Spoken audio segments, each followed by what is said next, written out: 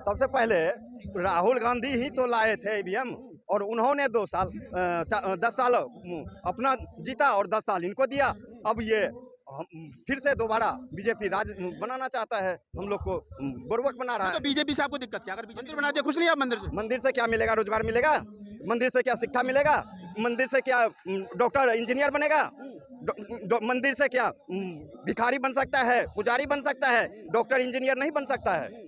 और मंदिर एक तो बहाना है हम बहुजनों को गुमराह करने का, और हम मंदिर में नहीं जाएंगे, हम स्कूल में जाएंगे। सबसे ज्यादा बहुजनी झंडा फहरा रहे हैं भगवा। तो ये तो कुछ नालायक बहुजन हमारे हैं जो उस फंसे हुए हैं मनवादी के पूरी तरह से ईवीएम में फंस गई है।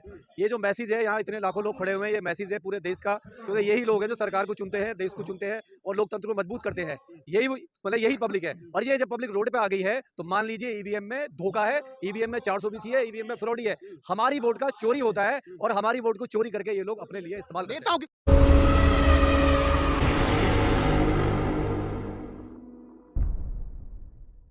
और कुछ साथी हैं इसी कड़ी में जुड़ गए। कहाँ से आए आप? हम सहरसा बिहार से आए हैं। बिहार से आए हो? क्या करने आए हो यहाँ बिहार से? ईवीएम हटाने के लिए आए हैं। तुम्हारे कहने से मोदी जी ईवीएम हटा देंगे? हाँ, हम लोग कहने से हटेगा। हम लोग जनता है, हम लोग देश के मालिक हैं, हम लोग चाहेंगे तो ईवीएम हटेगा। वो कौन होता है ईवीएम लगाने वाला? वोट हम डालते हैं, उसको हम बनाते हैं, मालिक हम हैं। तुम मालिक हो? हाँ, वोट हम देते हैं। किसने कहा तुम मालिक हो? हम वोट डालते हैं, वो उसको बना के भेजते हैं कुर्सी पर। तो जब मोदी जी को वोट दे तो मोदी जी तभी तो जीत करके आते हैं। तो इसीलिए तो हम मालिक हैं, इसीलिए तो हम मालिक हैं। मशीन में गड़बड़ कहाँ है? मशीन में गड़बड़ है, बहुत गड़बड़ है, बहुत गड़बड़ है। अब की बार अगर नहीं मानी तो हम लोग इससे भी ज्यादा आंदोलन करेंगे और ईवीएम तोड़ने का काम करेंगे। सरकार के काम में बाधा पहुंचा रहे हो आप लोग ईवीएम तोड़ करके? सरकार काम हमारा नहीं कर रहा है, वो अपने पेट भरने के लिए आरएसएस और बीजेपी जो सरकार बना के हम लोग को बहका रहा है, हम लोग को बेरोजगार कर रहा है, हम लोग को रोजी रोटी नहीं दे रहा है, तो उस पे काम नहीं कर रहा है, तो हम लोग सरकार को बहका कहाँ से रहे? बिहार में तो नीतीश कुमार भाग गए, तो वो उनका मुद्दा है, वो उनका मुद्दा दिए थे ना नीतीश कुमार को? दिए थे, वो उनका मुद्दा है, वोट तो दिए थे। अब वो पलटू दास बन गए तो हम क्या करें उसमें? अगली बार नहीं दोगे नीतीश को वोट? नहीं, अब की बार नहीं जिताएंगे उसको। अब की बार किसको दोगे? अब की बार देखेंगे, जो हमारे चेहरा नया आएगा, जो हमारे हक अधिकार का बात करेगा, उसको वोट देंगे। कहाँ से आए आप? मुजफ्फरपुर बिहार से मैं आना। आप भी बिहार से आए? जी बिहार से। आप भी मानते हो ईवीएम में गड़बड़ी है?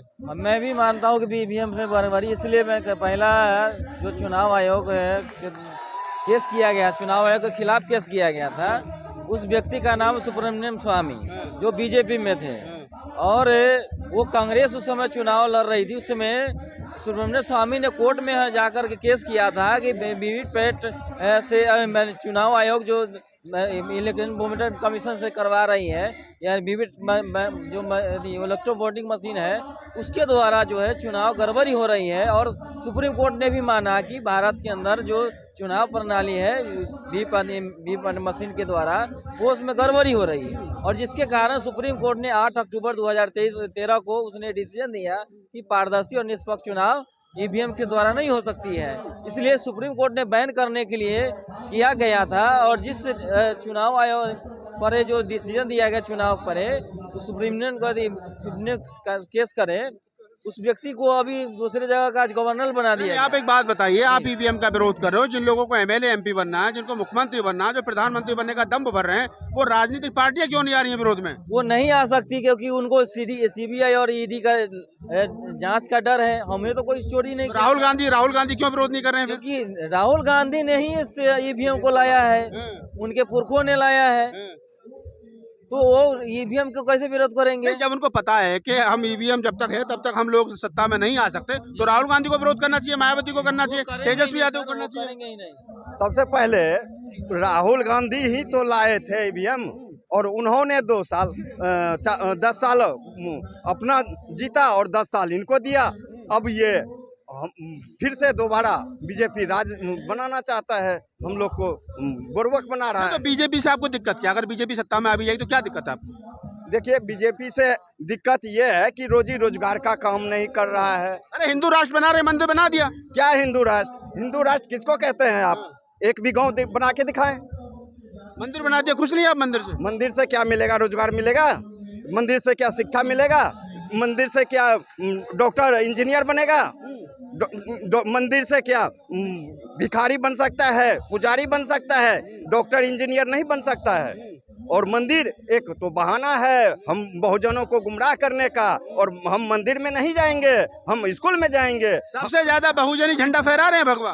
तो ये तो कुछ नालायक बहुजन हमारे हैं जो उस फंसे हुए हैं मनवादी के जाल में। रामदास अठावले विरोध नहीं कर रहे हैं, रामराज विरोध नहीं कर रहे हैं, मायावती विरोध नहीं कर रही है, कोई तो बहुजन नेता विरोध नहीं कर रहा है। आप क्या कर रहे हो यहाँ पर? परेशानी अगर हमें होगी तो हम ही विरोध करेंगे ना। अगर नेताओं को डर है तो वो विरोध क्यों करेगा, बताइए आप। परेशानी किसको है? जनता को। अगर उसका वोट सही नहीं पड़ रहा तो परेशानी हमें है ना। अगर ईवीएम से हमें गड़बड़ी लग रही है तो चुनाव आयोग का जो फर्ज है कि जो भी कोई डाउट उठता है तो उसको क्लियर करना चाहिए, क्योंकि चुनाव आयोग का मतलब ये है कि निष्पक्ष चुनाव होना। अभी एक सज्जन हमारे यही जंतर मंतर भी ईवीएम का डेमो करके गए, उनने गारंटी, और वो किसी पार्टी के अध्यक्ष भी, उनने विरोध करा। आप कह रहे हो पार्टी नहीं है, उन्होंने क्लियर कहा अगर ये पासवर्ड मुझे बताते हैं तो मैं उसमें पूरा आपका फ्रॉड करके दिखा सकता हूँ ईवीएम मशीन में।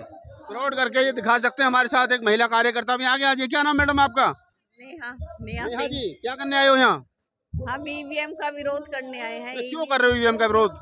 देखिए, जैसे बताया जा रहा है कि मोदी के साथ जनता नहीं ईवीएम है, तो हम उसका विरोध करने आए कि मोदी जी इस देश को बख्श दो और लोकतंत्र बचाओ, हमारा देश बचाना है हमें। तो इसलिए हम विरोध करने आए हैं कि ये बहुजन सरकार तो लानी है, और 5 किलो राशन में बहुजन खुश है, लेकिन वो 5 किलो राशन ही नहीं चाहिए ना भाई। अगर मैं कहूँ कि राम राज्य आ गया, ईवीएम से आप राम राज्य तो ले आए, लेकिन अगर राम राज्य, क्या मैं सहमत रहूं कि अब से किसी मेरी बहुजन बेटी का बलात्कार नहीं होगा, लड़ाई अन्याय अत्याचार नहीं होंगे, जातिवाद नहीं होगा, हायर इंस्टीट्यूशंस में, एजुकेशनल इंस्टीट्यूशंस में, या आरक्षण खत्म नहीं होगा, या आरक्षण मिलेगा। हमारा जो आप लाए हो योजना, जो संसद में आरक्षण मिलेगा क्या हम लोगों को, महिलाओं को, खासकर महिला हूँ तो महिला की ही बात करूंगी।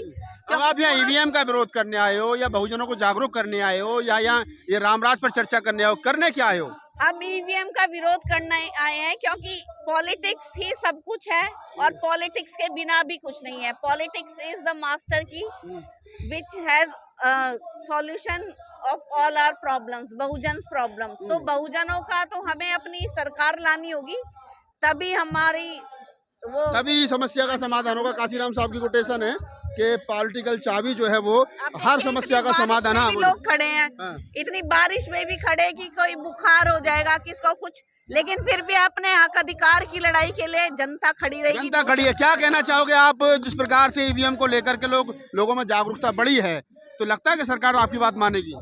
देखो, इतना आसान काम तो नहीं है, लेकिन मुश्किल भी कुछ नहीं है। पूरे देश के अंदर जनव्यापी आंदोलन छेड़ा गया है बहुजन मुक्ति मोर्चा के द्वारा, और लगातार कोशिश की जाएगी पूरे देश के अंदर एक बड़ा आंदोलन इसके बाद किया जाएगा, जिससे कि पूरे देश के अंदर ईवीएम को बैन किया जा सके।